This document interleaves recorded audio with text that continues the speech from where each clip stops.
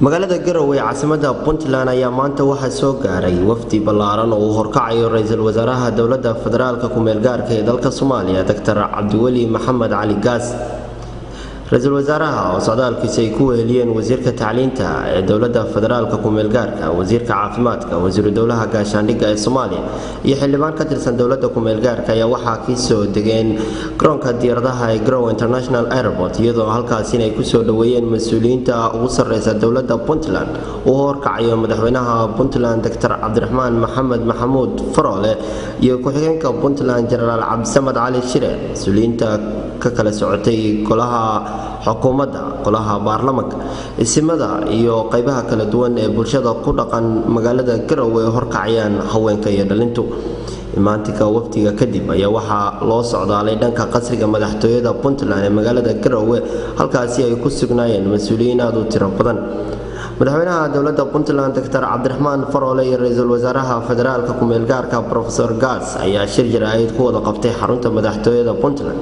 waxaana madaxweyne Faroole oo halkaas ka hadlay uu sheegay inay ugu faraxsan yihiin imaanshaha Puntland uu ku yimid Professor Gaas waxaana sheegay inay ka wada hadli doonaan sidii loo wada shaqayn lahaa arrin culus oo qiimo weyn qaayanoole sida laga wada warhayo intii xukuumadda cusub laga dhisay xamar oo prime ministerka loo magacaabay Professor Cabdiweli Maxamed Cali anaga iyo xukuumadda ku meel gaarka federaalka ismaanaan hor fariisan waxaan maanta aad iyo aad ugu faraxsanahay kuna soo dhaweynaynaa inaan kulanno waftiga ka socda xukuumadda insha Allah taala waxaan ka hadli doonaa sidii loo xoojin lahaa wada shaqaynta dawladda Puntland oo Soomaaliya iyo xukuumadda federaalka ku meel gaarka si dadka Soomaaliyeed oo dhibaatadu haysato kuna ragaaday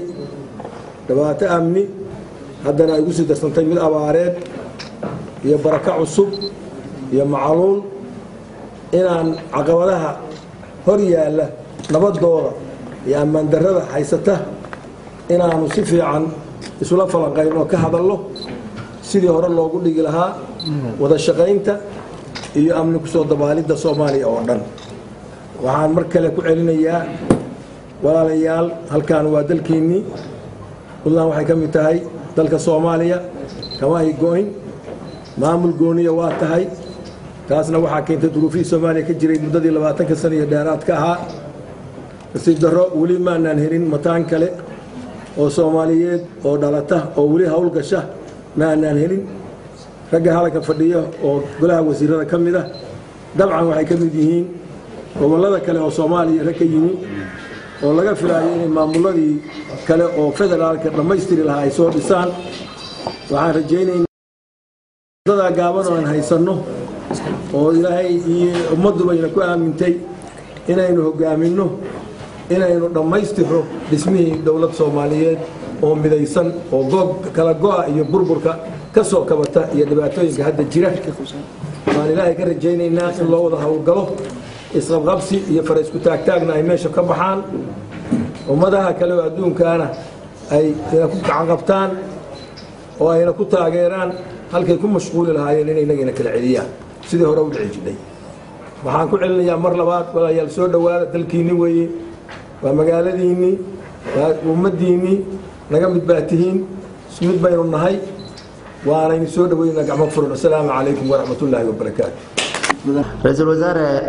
Cabdiweli Maxamed Cali Gaas oo isna dhankiisa ka hadlay ayaa tilmaamay inay tahay mid lagu farxo safarkan ay ku yimaadeen dhulkoodii Soomaaliya meel kamid ah waxaana sheegay in Puntland iyo dawladda federaalku ay wada yeelan doonaan xiriir wada shaqayneed oo dhab ah oo miisaan joogto ah leh madaxweyne wasiirada golaha wasiirada ee Puntland wafdiga la socda dadka kale oo runtii madaxda kale iyo مسؤولينta kale ee Puntland runtii aad loo soo dhaweeyay maanta assalaamu calaykum waraxmatullaahi wabarakaatuh runtii sidoo madaxweynuhu yiri aad iyo aad bay anaga farxad noogu tahay inaan maanta nimaadno gurigii